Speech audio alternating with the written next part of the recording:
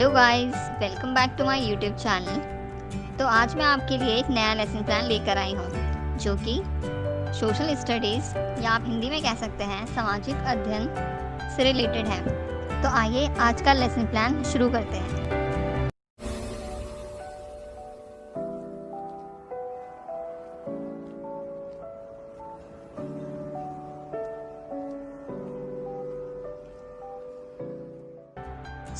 आज जो हम लेसन प्लान बनाने वाले हैं वो है कक्षा 8 के लिए। टॉपिक है आपका ज्योग्राफी और सब टॉपिक है मिनरल्स। यह हिंदी में विषय है आपका सामाजिक अध्ययन, उप विषय है भूगोल और आज का जो शीर्षक है वो है खनिज। इसके बाद हम जनरल ऑब्जेक्टिव्स लिखते हैं।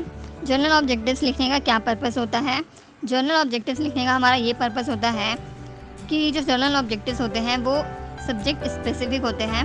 अगर हम बच्चों को कोई सब्जेक्ट पढ़ा रहे हैं तो उस सब्जेक्ट को पढ़ने के बाद बच्चे क्या सीख पाएंगे, इसके लिए हम जनरल ऑब्जेक्टिव्स लिखते हैं।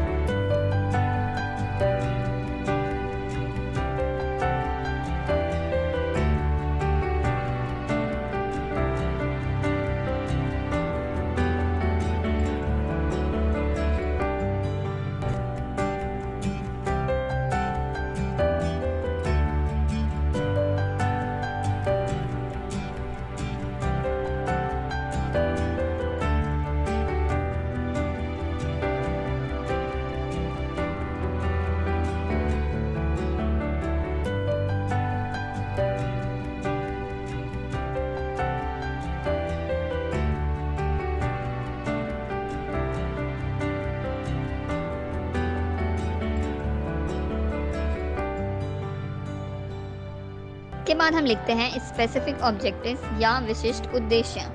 जो भी उपविषय हम बच्चों को पढ़ाने वाले हैं उसे पढ़कर बच्चे जो कुछ भी सीखेंगे वो हम स्पेसिफिक ऑब्जेक्टिव्स में लिखते हैं। याद रहे, जनरल ऑब्जेक्टिव्स जो होते हैं वो हमारे सब्जेक्ट स्पेसिफिक होते हैं, बट जो हमारे स्पेसिफिक ऑब्जेक्टिव्स होते हैं वो उपविषय से संबंधित होते हैं।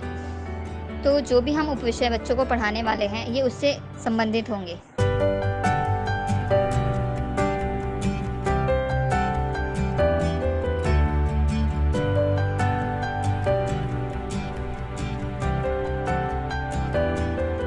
इसके बाद जो नेक्स्ट पॉइंट है वो है टीचिंग मेथड। एक टीचर अपनी टीचिंग को इफेक्टिव बनाने के लिए एक से ज़्यादा मेथड्स का यूज़ कर सकते हैं। तो हमने आज का जो टॉपिक है उसे पढ़ाने के लिए जिन मेथड्स का यूज़ किया है वो है explanation method, questioning method, discussion method, शिक्षण विधि है, चर्चा विधि, व्याख्या विधि, प्रश्न विधि।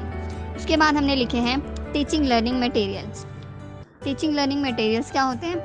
टीचिंग लर्निंग मटेरियल्स बेसिकली वो होते हैं जिनसे हम अपनी टीचिंग को इफ़ेक्टिव बना सकते हैं और इस तरीके से बच्चों को पढ़ा सकते हैं कि जो भी हमारा टॉपिक है वो बच्चों के माइंड में काफ़ी लंबे समय तक रिटेन रहे। इसीलिए हम TLMs का यूज़ करते हैं। तो हमने आज के लिए कौन कौन से TLMs यूज़ किए हैं? फर्स्ट है flash card and the second one is chart paper.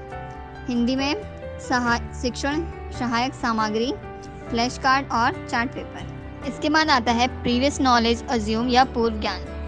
छात्र अध्यापक यह मानकर चलता है कि जो भी वह उपविषय पढ़ाने वाला है उससे संबंधित बच्चों को थोड़ी बहुत जानकारी पहले से होगी। जैसे कि हम बच्चों को आज खनिज का चैप्टर पढ़ाने वाले हैं तो उन्हें प्राकृतिक पदार्थों के बारे में जानकारी पहले से होगी।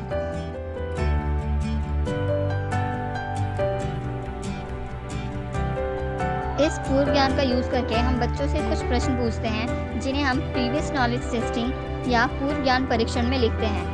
तो PK टेस्टिंग या पूर्व ज्ञान परीक्षण में हम बच्चों से एटलीस्ट 3 to 4 क्वेश्चन पूछते हैं, जिसमें हमारा जो सबसे लास्ट वाला क्वेश्चन होता है वो प्रॉब्लमैटिक क्वेश्चन या समस्यानात्मक प्रश्न होना चाहिए, जिससे कि बच्चों में क्यूरियोसिटी बनी रहे।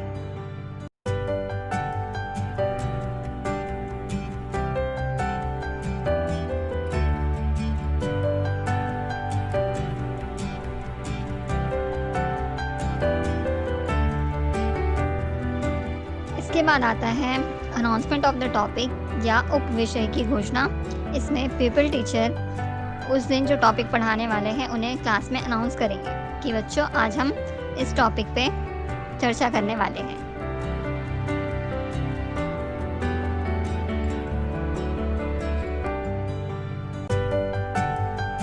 इसके बाद हम नेक्स्ट आते हैं प्रेजेंटेशन या प्रस्तुतिकरण पे। जैसा कि आप देख रहे हैं, इसमें 4 कॉलम्स बने हुए हैं। फर्स्ट है सीरियल नंबर, सेकंड हमारा आता है टीचिंग पॉइंट या शिक्षण बिंदु। इसमें छात्र अध्यापक उन इम्पॉर्टेंट्स पॉइंट को लिखते हैं जो वो लेसन प्लान में पढ़ाने वाले हैं। नेक्स्ट आते हैं हम peoples teacher activity. Peoples teachers activity में हम वो चीज़ें लिखते हैं जो एक टीचर क्लास में परफॉर्म करता है। जो चीज़ें वो पढ़ाता है, जिस तरीके से पढ़ाता है, वो सारी चीज़ें इसमें हम लिखते हैं। नेक्स्ट है स्टूडेंट्स एक्टिविटी। छात्र द्वारा किए गए क्रियाकलापों को इसमें हम लिखते हैं कि स्टूडेंट्स ने किस तरीके आंसर किया या क्या रिएक्शन था उनका ड्यूरिंग द क्लास।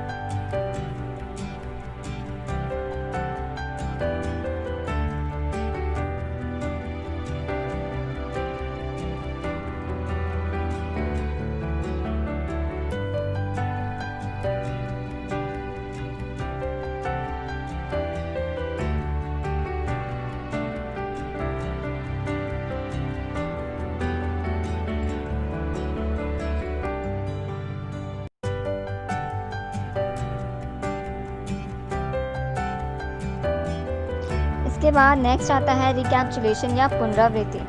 इसमें हम बच्चों से कुछ क्वेश्चंस पूछते हैं। जो भी टॉपिक हमने पढ़ाया है उससे रिलेटेड हम 2-3 क्वेश्चंस पूछेंगे, जिससे कि हमें पता चल सके कि हमने जो टॉपिक बच्चों को पढ़ाया है वो उन्हें कितना समझ में आया या उन्हें कितना याद रहा। तो इसलिए हम बच्चों से क्वेश्चन पूछेंगे जब हम अपना लेसन प्लान कंप्लीट कर लेंगे। लास्ट हम आते हैं होमवर्क या गृह कार्य में। इसमें आप अपने लेसन प्लान के अकॉर्डिंग बच्चों को काम दे सकते हैं। जैसे कि हमने बच्चों को 2 क्वेश्चन दिए हैं जिन्हें उन्हें घर से करके लेकर आना है।